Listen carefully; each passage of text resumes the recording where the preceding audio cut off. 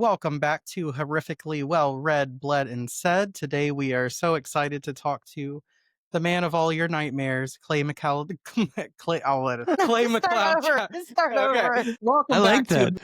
you like. That- Yeah, oh no, I'm gonna say it. I just Keep it. I don't know what it is about McLeod that just sometimes gets me. McLeod. Obviously, it makes me think I Very wasn't fine. alive. We'll just for keep the, it then. Yeah, Clay Yeah. McLeod Chapman, That author guy. of such modern horror classics as Ghost Eaters and What Kind of Mother. This year, You may he have has seen him as a been- full doll prancing around. yes, or a hot dog. You may know him as.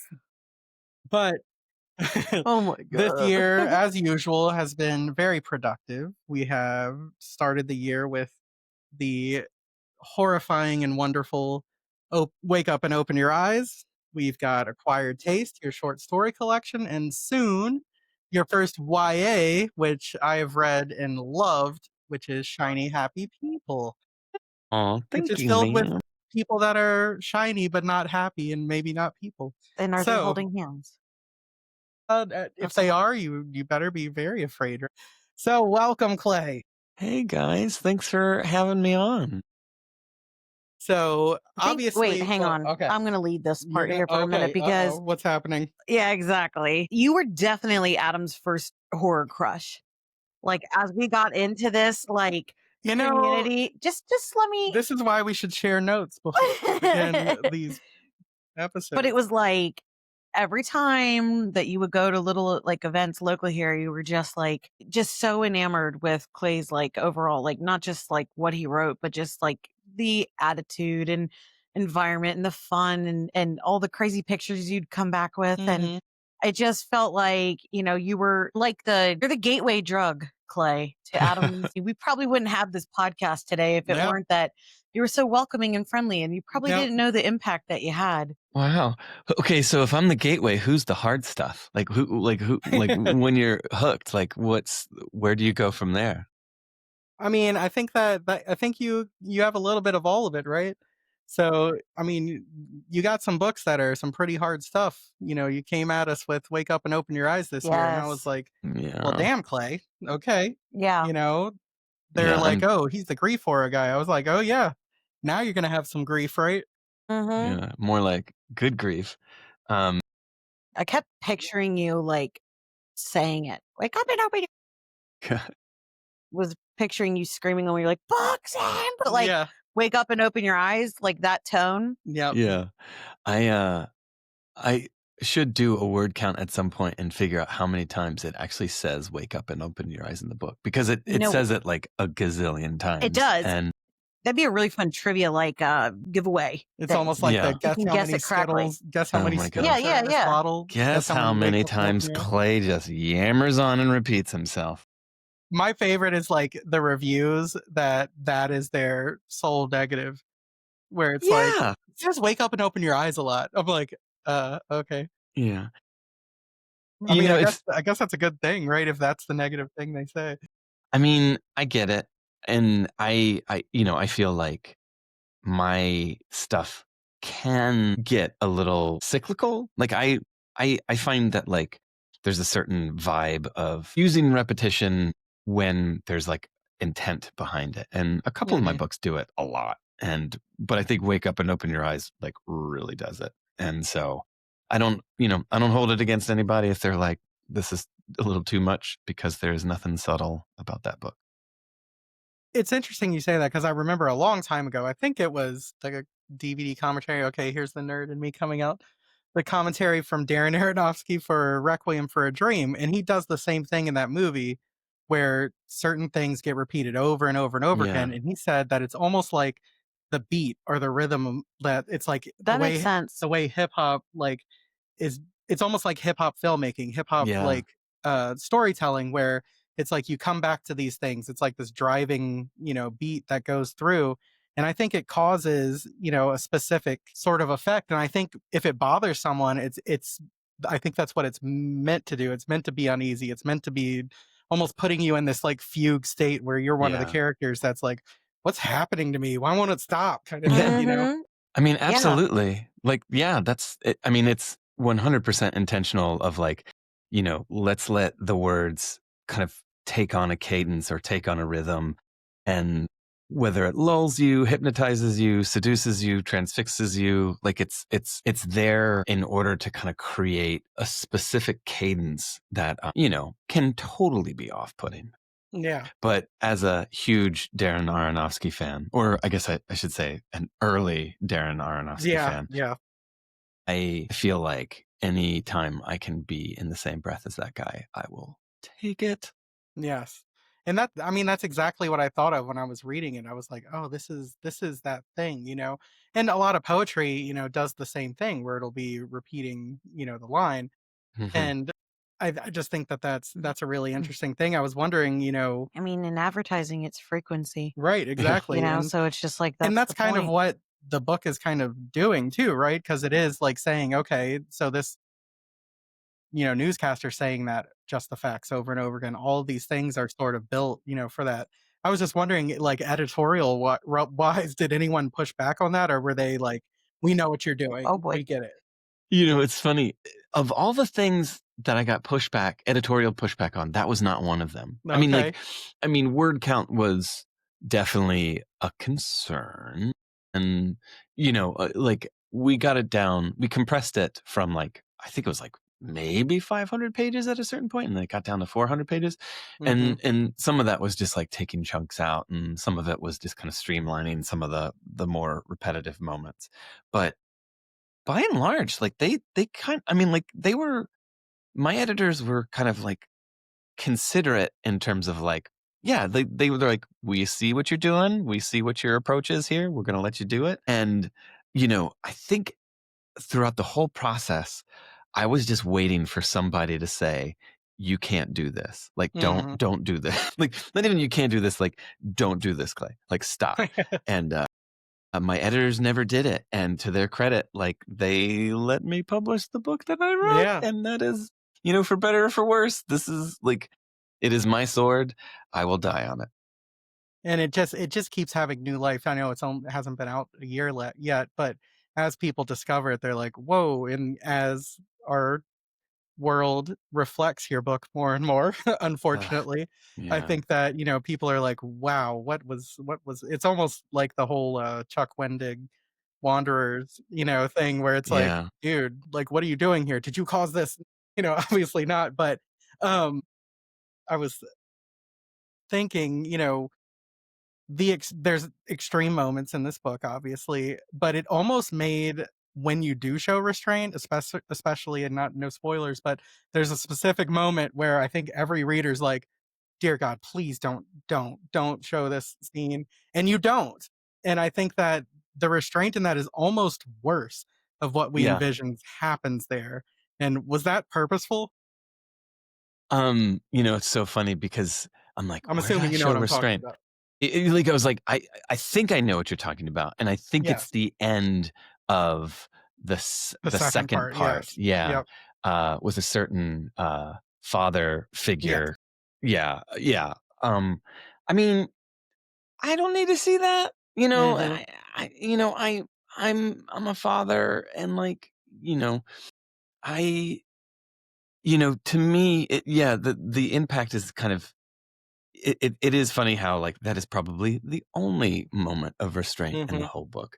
And, there's plenty kind of wrapping around that particular moment of like other characters having their own kind of personal specific moments. Right. But to do, when you're kind of taking into account topical current events, and specifically, I'm going to say school shootings even though it's not a school shooting, but like, Right. violence towards children. Mhm. I mean, that's like, it's just like, shootings are just becoming like such a common kind of vernacular to our day to day that, Yeah. you know, I, I, I have no greater point here other than to say like, it's so prevalent at this point that, I didn't want to, it wasn't even so much that I didn't want to go there. It's just that I didn't need to. Yeah, the horror was in that it happens period, and the Yeah. description of it wasn't necessary at that point for sure. Yeah. So, yeah.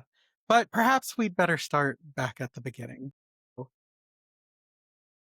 Yes, it is definitely true.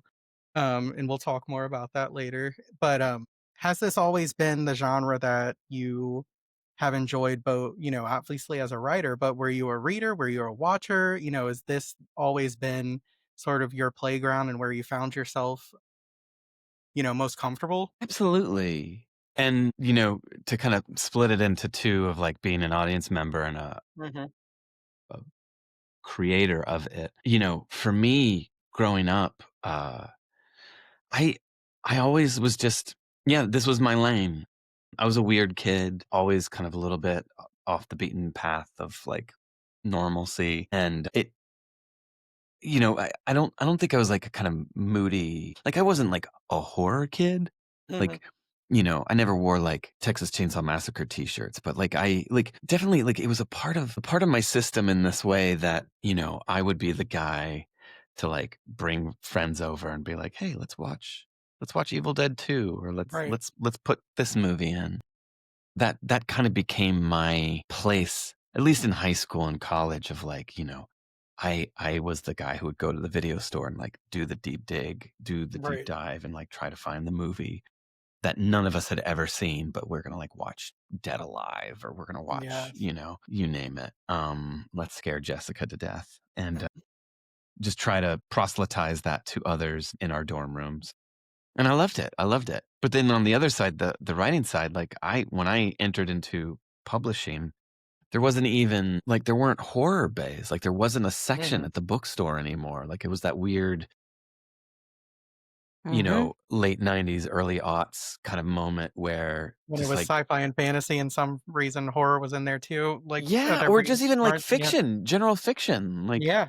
my first two books were not they were like horror adjacent. Like they weren't even classified as horror. They were just like fiction, which I wasn't opposed to, but it's just funny how like, the industry can kind of shift in its thinking of like what people want to read, but it's just always been there. It's just been hiding. Yeah, I feel like, we both came of age in the '80s and early 2000s, and I just remember, like, and I think it might be one of the reasons why I just go to everything I can and enjoy this Mhm. community so much, is that it did not exist, you know, Yeah. at that time, and it was like you couldn't find it. You had like Evil Dead 2 or even the original Evil Dead, you had to deep dive to find those things, and now it's, like, everywhere, and everyone's seen it, and I had to, like, mail order from some weird catalog at the back that I got from the back of Fangoria to find, these movies. So it's just like it's very interesting, one, like you said, that there even is a horror bay, but then two, that major publishers and major critics are reading these and going, there's something here now, right? Like whereas before Yeah. it was trash, there was Stephen King and there was trash, right? And like that's just kind of what it was. And so it's such a fascinating time. And I can only imagine as someone that's, so large in the community that it's gotta feel pretty damn good. Uh, First off, thank you for considering my size because, like we're all just figuring it out, right? Like we're all just kind of like, you know, I think the horror community at large is so huge and means so many different things to so many different people that Mhm. I don't know, like I'm just trying to constantly navigate like what is my place in this world, but like to be a part of it and like participate. And yeah, I don't think that was something I don't know. I mean, like maybe it probably was there. Like, you talk to like people like Brian Keene and like, and they're like, back in, 20 years ago, 30 years ago Yeah. when we were doing this and, at World Fantasy Horror Genre Con, and like you realize like it's been there in these kind of these pockets or these places. Mhm. But I think social media has kind of like cracked that kind of can of worms open a little bit more, kind of like brought more people in for better or for worse. Yeah. But yeah, I just think that kind of like the ligaments, the kind of like the tissue that connects all of us together is it's just a larger swath. Right. Yeah. And it's funny, I remember going to some of those conventions that Brian Keene talks about. Yeah. I remember going to those cons and it was like, there was the main dealer's room and maybe someone like really big, Joe Lansdale or someone would be in that room. Mhm. there was like a basement where they kept the writers, and that's where you would go down, and see them. So they were like part of the larger horror convention community. But like to have, StokerCon's its 20th year this year, so Yeah, it's a yeah, baby, right? In terms yeah. of like some of these other things. So that's just really fascinating. And I was just wondering because obviously for your own books and your own signings and things like that, you go all out. But when was it that you sort of embraced this idea that you were going to be this huge cheerleader to go and be that person for these other people? Maybe, I've talked with certain authors when they talk about going to do signings and how scared they are as authors. And just thinking, like, knowing, well, Clay's going to be there, people are going to show up, Right. he's going to do something that people are going to put on social media. He's the Like, ambassador. was that a decision or something you fell into, or was there a moment where you're like, "I think I like this role and I'm gonna do this?" I mean, I think it's a little bit of all the above. Yeah, I think I am also personally waiting for the moment where people say stop, or like, like it's all fun and games. And I just feel like, to answer the question, the there's this weird pressure uh in publishing, I think, and I think other writers feel this too, where it's like you'll be having these meetings with the people in marketing or PR, and they'll be like, "Well, are you on TikTok? You got to be on TikTok. Like, are you on Blue Sky? You got to be on Blue. Like, you got to be out there, just like banging the drum of like, buy my book, buy my book." And I get really tired of hearing myself. Like, there's a certain portion of my day where it's just like spent kind of like loathing the sound of my own voice, which is mm, a thing to say, but it is true. And I think I just got really tired of listening to myself say, "Buy my book, buy my book." And I was like, to me, it became a choice of like, well, I have more fun talking about other people's books. And it was, it's not like an apple orange night and day kind of on and off switch, but there yeah, was definitely that like this moment of maybe if I just talk about other people's books, it will kind of like balance out me. Like for every 3 to 5 posts of me saying like, buy my book, I'll be like, I'm going to talk about somebody else's book. And like, that'll be either a palate cleanser or it'll just like strike a bit more of a balance. And then I just realized, oh, I just like this better. This is more fun. It's more fun to kind of use social media as like a means of like just talking about other stuff. mhm, And I remember I was in Toronto, Canada, and I was visiting this one bookstore called Little Ghosts Books. but yeah, they're pressed too now. Yeah, they're amazing. Like it was like walking into that store for the first time and like seeing all of these amazing books by people who I either know or was like a fan of. Like it was just like this. I mean, it felt like kind of like entering the pearly gates, honestly. Like it was just so cool. And I was like, oh my God. Like, and like this was in 2022, 2023, maybe. And I was like, I just want to like I'm just gonna like, because like at that point, Little Ghost Books was kind of newish, and I had never been there, and I don't think a lot of my friends had been there. So I was like, I'm gonna make a silly video and just be like, hey, look, you're on this shelf. Like, hey, Gemma, look at you, you're here, and like, and just kind of go at it that way. And like I posted a stupid 2-minute video of just like pointing at everybody's books. And Yeah, and then like everyone was like people kind of liked it. And then I was like, "Oh, I'm on tour. Like I can go to this bookstore that nobody's been like other authors haven't been to, and like I could do the same thing." And it just like became this thing. And I don't know. It like I like doing it because it takes a certain pressure off of uh me promoting my own stuff while kind of still promoting my Right, stuff, yeah, right. It's like indirect, but Yeah. also like really supportive of other people and fun. It's Yeah. definitely fun marketing. Well, it's just stupid. I have no qualms, like, being a complete idiot as long as I'm the one deciding to be the idiot. Like, There Yeah. you go. like, I don't mind making a fool out of myself in the name of, like, having fun and, like, just I mean, I'm not gonna be on social media talking about, like, "Oh, I just read this book and I hate it." Yeah. Right.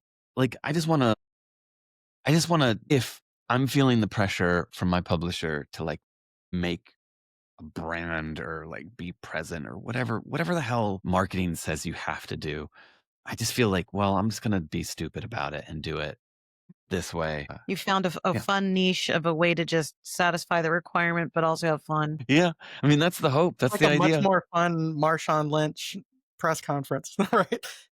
I'm here because I have to be, but you're like, I'm here because I have to be, but let's get crazy about it.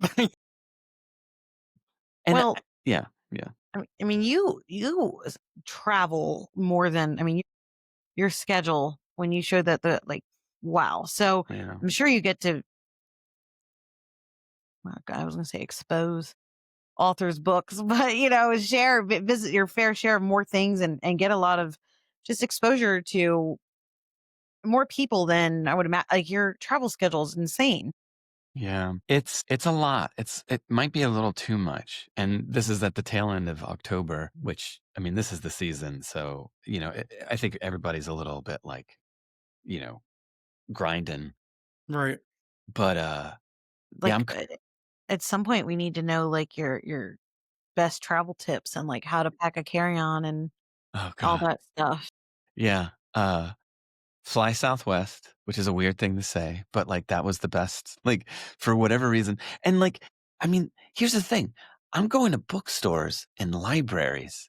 Like, I'll get to go to, like, Albuquerque, New Mexico, or Concord, New Amazing. Hampshire, or I mean, you just name it. And, like, all I'm doing is just going to bookstores, and it's awesome. And It's a dream life right there. yeah, right?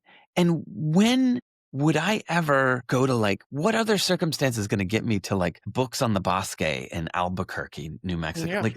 Yeah. Like how else am I gonna be here in this town at this specific bookstore? And it's just like, you know, I mean, other authors go to bookstores. It's not like I'm the only one, but I can't help but think there are other authors who may never go to that bookstore. And I can be like, look at this bookstore. Look, your books are on the shelves. Like I think we all get a kick out of like, Mhm. seeing that as authors because how else are we going to know where our stuff is? Yeah, you don't. And, you know, that's one of our favorite hobbies when we travel. And it has been before we even got into space. It was like, let's stop at the bookstore. Now we're starting to include like libraries. But I mean, I think our kids are kind of like, are you serious? And we're like, yeah, like it's the fourth bookstore we're going into. Like, don't deprive us of this, please. Yeah. And but like when we went to Indianapolis, it's like it was so cool because we got to learn about like their literacy program and donate, and it was like found books there that I couldn't find at other places, and What was that? Indie Speaks? Is that what it was? I think Yeah. so. But it was just like the curation and how they showcase things is so different in each little one, and then the one up in Salem, and it's like I really enjoy seeing which things are promoted and how it's showcased and laid out, and Yeah. it, it's really fun. Yeah.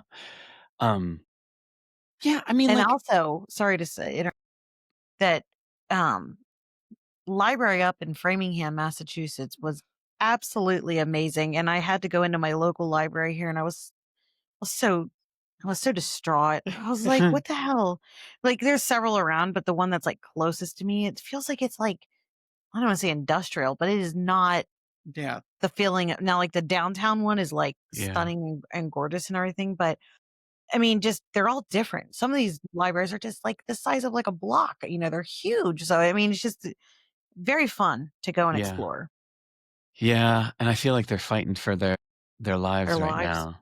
So, I feel like any chance you get to kind of celebrate your local library, it's worth it. Uh, And I just found out because I took our exchange student from Italy to the library and got her a library card. She wanted to read cookbooks, so whatever. nice. She's reading, okay? Yeah? Um, but she said that in Italy, the libraries are not free, Huh. and Huh. I did not know that, and it made me feel like I need to get my ass to the library more often. That's interesting. Like, you Yeah, have to pay it's for a always been membership free. or you have to pay for the books? Like, you have You to know rent what? the books? I think it's like maybe all the above, you know what? Like, I just kinda, like, shied away from it and was more like, "You need to get these books, Francesca, get." She was like, "Well, how many?" I'm like, you can check out as many as you want." Is like, I was focusing more on, like, the selling thing of better Mhm. hurry up and get these books. Um, but no, I will follow up because I am genuinely curious how that works. That's just wild. I mean, it's always been a free service.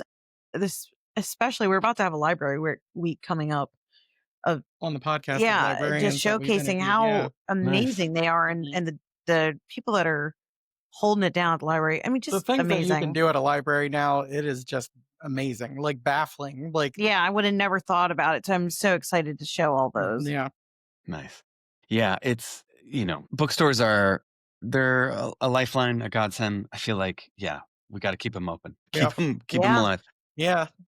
I wanted to ask, though, when you said, like, that you're willing to do stupid things, as long as you're choosing to do them, has that always been your MO, or have you, like, sort of matured into being like, "I really don't care what anyone thinks about me," or has that just been you forever? I mean, it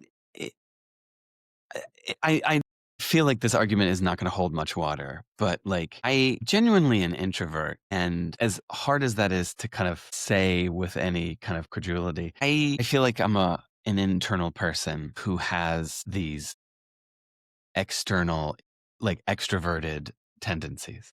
Mm, And there's like a weird cognitive dissonance to it. And I don't necessarily know if I get it, but like I like to be by myself. I like to be internal. yeah, But then like I have no qualms presenting myself as someone who like I just don't care. And some of that is a little cavalier of like, like I'm older and like I just don't, I've reached a point in my life where, I just don't care what people say about me. I mean, I do, but I don't. And maybe when I was younger, I did have that kind of like inkling of like wanting to be. I want to be liked. I want people to like me. I want to make like I definitely succumb to that kind of pressure of like if I do this, will you like me? yeah, That was definitely there as a kid, and whatever it's matured into as an adult is like it's a little bit more laissez-faire of like, you know, after years of like Goodreads and Amazon reviews, you just realize you're not going to make everybody happy. Social media is so swampy and so big, and it's an ocean of just avatars. And like, I'm just a drop in that bucket. And, you know, the amount of people who like, okay, like the ratio of like, who knows me versus like, who doesn't know me? Like, just nobody, I'm just nobody.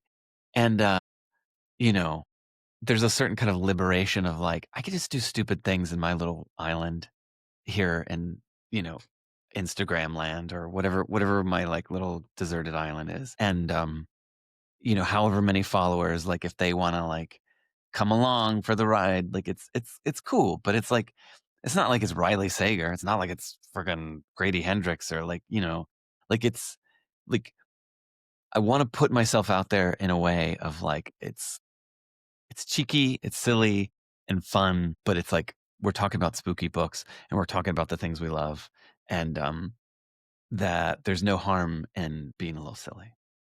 So what do you think's the craziest thing you've ever done to put yourself out there? I don't know. Maybe craziest to other people and maybe like the hardest thing to you. Maybe we'll split that into two questions. I don't know. I mean, I you know, I think I disguising yourself as a chair. yeah. I mean, like that's the thing. Like these things are literally like reacting to the environment. Like yeah, at Stoker Con, we walk into this room. Rachel Harrison is going to do a reading in like what, 15 minutes? Like we were the first to arrive. Nobody's there. So there are all these empty chairs, but all these empty chairs have these like coverings. And it was like, like, there was no forethought in it. And like, this will come back to haunt me at some point or bite me in the butt. But like, it was like, these chairs have coverings. I'm gonna hide. I'm gonna like be stupid and just like hide under here and try to scare Rachel. And someone filmed it, and it like kind of worked. Like, so the moments that don't work, the ones that are like a kind of fail, are the ones where it's like planned. Like if Yeah. it's like, we're gonna go to this bookstore and I'm gonna do this and then you're gonna do that. Like it's just so prefab, and It's just it gotta just happen. yeah. Which is to The say, like it does. chemistry is in the organic, like, moment. Yeah, yeah. I just Yeah. love that you kind of recreated the Ghost Eaters cover too when you're under that chair. I was like, this is so on brand. It's like it's funny, but also if you put that picture next to the cover, it's like, yeah, there you go. Which was totally not my thing. Like I had Yeah, it no was just idea that hiding that was yourself to scare. Yeah. yeah, I'm banned from hiding in this house anymore. Oh yeah, no, not about that. amazing. So, no, I love that. Yeah, no, she does a really good job of scaring the shit out of me. I'll tell you that. So, one day, what actually was when we were in Indiana or on the way there this summer, um, I was getting things together. We were actually going to do a recording in the hotel, and I turn around and Rebecca's gone from the room, and I was like, "What? She in the bathroom? No, not in the bathroom." Go out to the hallway, not there. I go all the way outside, come back in. I'm like, okay, like, did she slip into some other dimension? Did somebody like grab her from inside the room? What happened? So I walk back in and she pops out the big closet. God. And I absolutely like was I think he terrified. thought It it was, like, worked. too shallow, like, she Yeah. can't be in there. It didn't look And I like it was was like, like, I had that moment where you're just like, I see this and I'm like, I'm gonna shoot my shot and see if this works out. yeah, And it did. too But I well. can also really, yeah, I felt really bad for you then. I kept saying I'm sorry. But this is gonna happen now. Like where everything's gonna be so spontaneous and like everyone's gonna do these like Yeah. things and then like someone's gonna get hurt. I'm really Well, good I at was just losing you thinking in, of the in Target person. too. Oh yeah. It can be a room the size of a store size of a postage stamp, and somehow I'll lose her. And I don't know if that says something about me or her. Like it's probably a little of both. But Amazing. no, I love that. Yeah, I feel like it's at one point it's gonna be that thing where you're like, oh, I'm gonna get into this, and then realize you can't get out. Right? My God. Yeah. You're just knocking on it. When's Clay Uh, gonna show up? oh my He's like, God. this No, I refrigerator I keeps just think shaking. that like the spontaneity and people enjoy that, and it was just like the buzz. Did you guys see what Clay did? Did you Oh hear? yeah, it was a highlight for Yeah. sure. It is, and it's just like I think it makes everyone feel more relaxed and able to feel like they can be themselves too. Yeah. I hope so. Honestly, there are a few things that like I have to be kind of mindful of, and is like I don't like whatever precedent I'm setting for myself, like I don't think I can do it all the time, or I don't think Hmm. it's gonna work all the time. Right. So like whenever I go to an event and someone's like, "What you gonna do?" Oh yeah. Like it's a little bit like, "Ah, I don't know. I don't know." Maybe I Like don't it want Can I to. just sign some books and yeah. say hi and be nice? Oh, so you've created a monster Yeah. I mean, of like an expectation of what gimmick is he going to do, and you're like, yeah. maybe I'm not. Yeah. I mean, what a wonderful problem to have that people That are is like true. It is. wanting you to do something. But like I was in Indiana this summer and we were doing a panel. This is the thing. I always feel bad that I'm like inflicting my personality on other authors because I was on this panel at like conference thingy, and someone in the audience was like, "Are you going to do something?" Like on the panel, and I was like, "Oh, do I have like it was like this weird like moment, like moment, and like so I just started like doing something really stupid, like running around the room, and like somebody's service dog started like barking, No. and it was like, oh my god, like it. I felt so guilty in the moment Yeah. because it was like like I wasn't gonna do it. Someone asked, like, so it was like, "Well, you gonna do something?"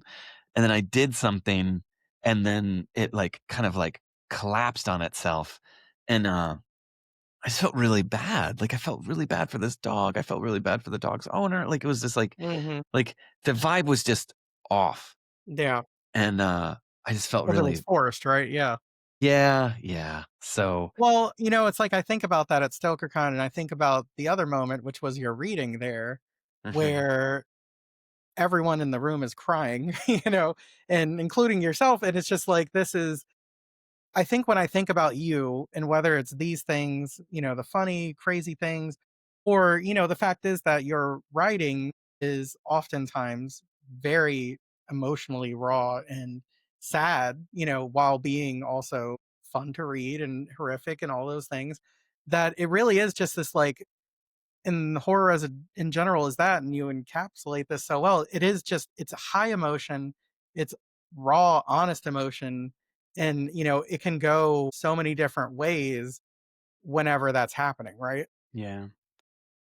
Yeah, I mean, I just it's wild to think, but, like, we're just, like, creating these moments, and the stuff with the readings from the book, like, those are encapsulated moments, like, those words exist in their kinda static form on the page, the words don't change, but you have the opportunity to do these readings in public, and, which I love to do. I love doing readings, and, because I feel like it allows me or allows a writer to kind of, like, activate what's on the page, and Now, I wasn't here for this one or I missed it in time, but at the Blobfest, I guess, like, you were supposed to try to read over, like, the Screaming Ska Band.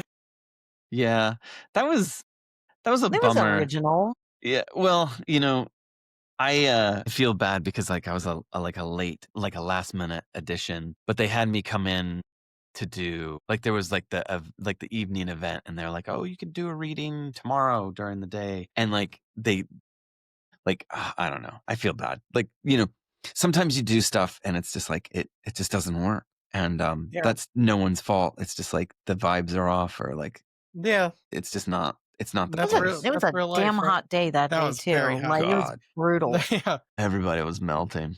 I mean, Yeah. you could be reading and passing out at the same Yeah. time. No one's listening because they're so, Yeah, It melting. probably was for But the better is what I'm saying. yeah. yeah. But, it's interesting because obviously we're talking about writing and bookstores and book signing, but, you also do comics, you're in film, writing and things like that.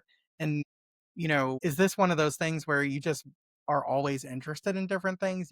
Is it, I think of myself and not, diagnosed, but it's like ADHD where it's like you have to have something to focus on. Do you find that jumping around to different things, was that because you were trying to make a living essentially? Or are all these things like, oh, I want to do this now. I want to do this part now because now moving into YA, moving into romance, like, do you just want to say, I just want to try it all? Or is it like, I have this opportunity and I want to take it because it's being offered to me? And, a little bit of both, to be honest. I have been extremely, extremely fortunate to, be able to kind of offer services up as a storyteller, um, and make a living doing that. It's a really humble one, but it's like, that's my job. Yeah.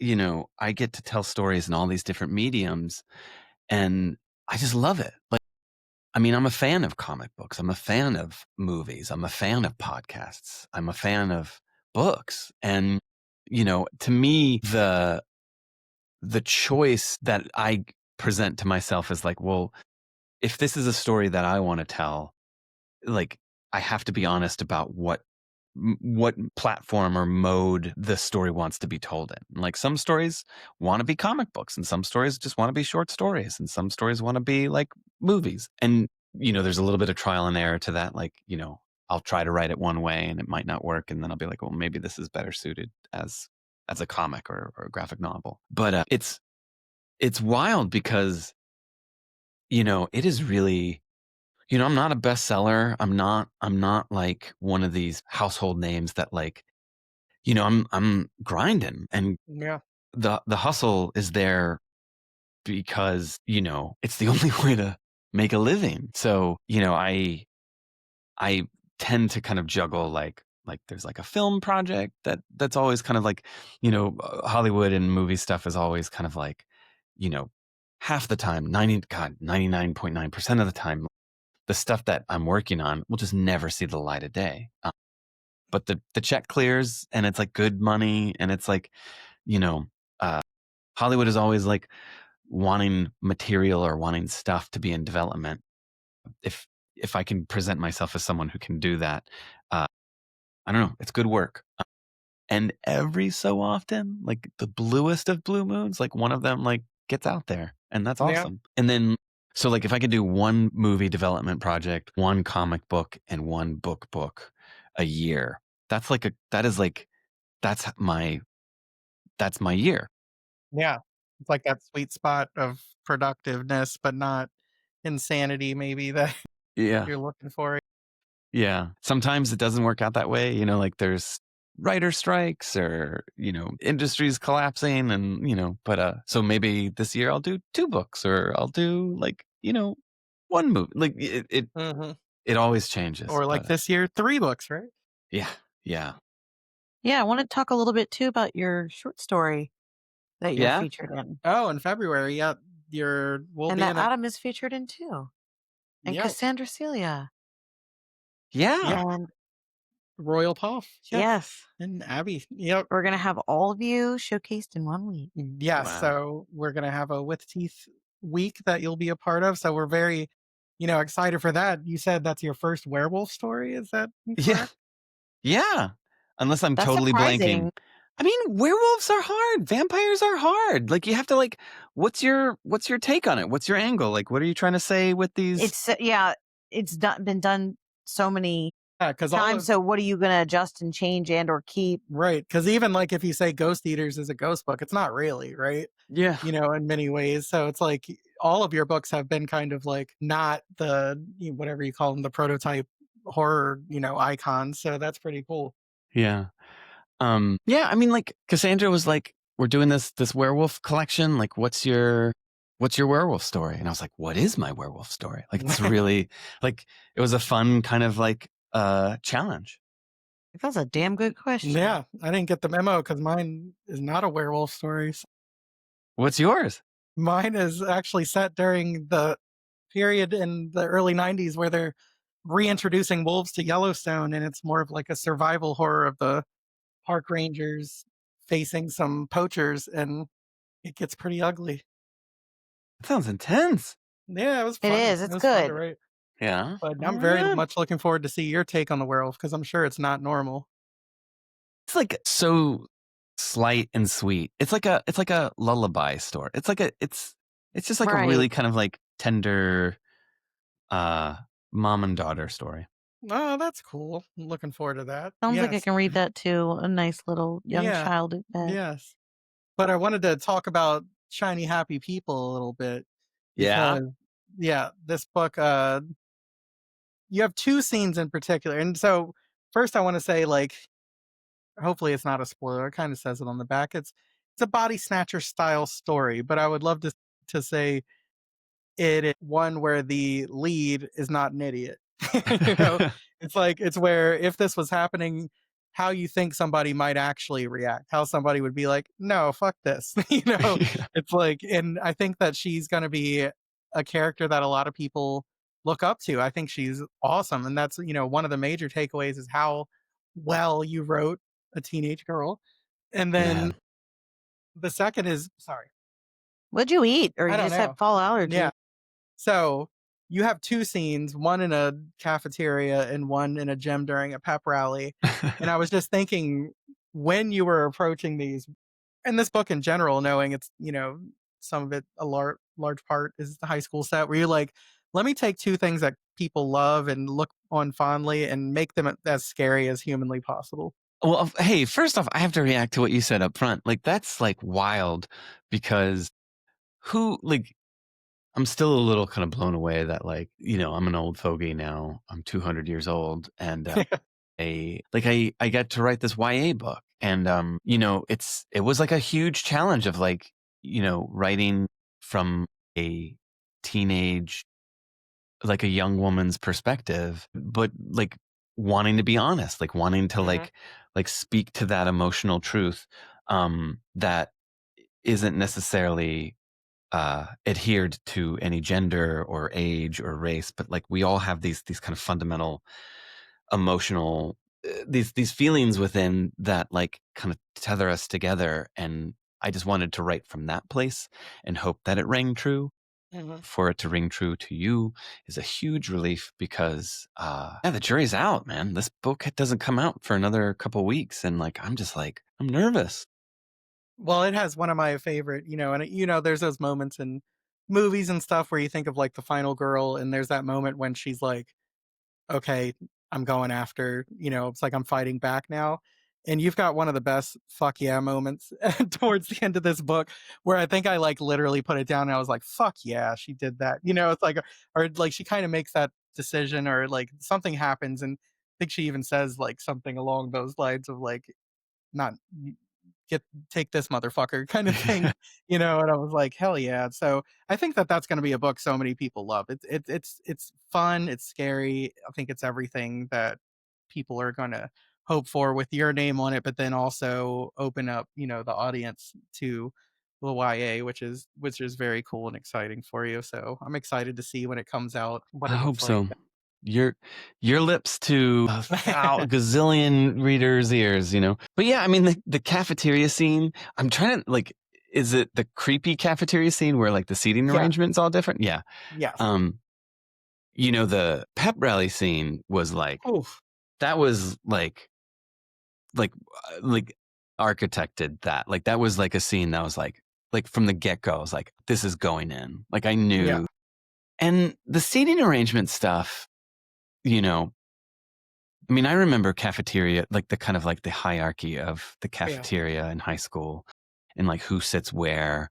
And like every day you would just be like, there's no like sign. No one ever said, you sit here, you sit there. Like these are your official tables. But like every day, like everybody sat at the exact same table, Mhm. and like there was just no breaking from it. So for me, I was like, wouldn't it be weird if like one day you just came into the cafeteria and it was all different? Like everybody And was just then sitting at a different place, yeah. And then which you is did like, something and everyone's head turned to you? yeah, it's so innocuous, but like it could, like, there's just creepy vibes to that. Yeah. Oh, yeah. No, it got me for sure. Yeah. Cause like in high school, I mean, even now, like there are those moments where you just don't want people looking at you. And then all of a sudden you realize everyone's looking at you. And Yeah, that's a little disconcerting. definitely. Obviously, Wake Up and Open Your Eyes out now. Hmm. Acquired Taste out now. Shiny Happy People a couple weeks. What's 2026 look like for you? Man, I've got two coming out. I have a novella and a novel. The novella is called Bodies of Work, and it's a really weird serial killer book. No. But it's like I don't like people who come to it being like, "Oh, I want to read a serial killer book," will be like not happy with this series. It's like a kind of anti-serial killer serial Oh, killer that's book, cool. but that comes out in April. And then I have a horror romance Yeah. novel coming out. I get to write romance Yeah, I'm for excited. Harlequin. It's so crazy. Like they That has let me gotta be do this. surreal. Oh my God. I'm like, I have very, very high hopes for this because I'm just like a sucker for romance, and Yeah. romance is the best. Love stories are the best. They are the whole world. When you really think about it, everything is really around like love and procreation. You But know? like even like the toughest men, I like always think that like really like all these songs are just about women that they, Mhm. it's just like all They about either just want them, they have them, or or they lost them. yeah. Yeah. Yeah. Okay. I yeah, I just wanted to write a love story, and Emma, my editor over at Mira Harlequin, allowed me to, and it was just the coolest feeling. So And hopefully, what is the horror aspect of are you allowed to say? well, I mean, it's so cheeky, but it's really dark. The book is called Devil Inside, and it's literally a boy meets demon possession story, where Fun. uh, a dude like meets a girl at a bar. They have like a very passionate one night stand. he thinks that it could lead to something, but she totally ghosts him. But then like weeks later, he bumps into her again and like, hey, it's you. Like why didn't you call? And she has like no idea who the heck he is.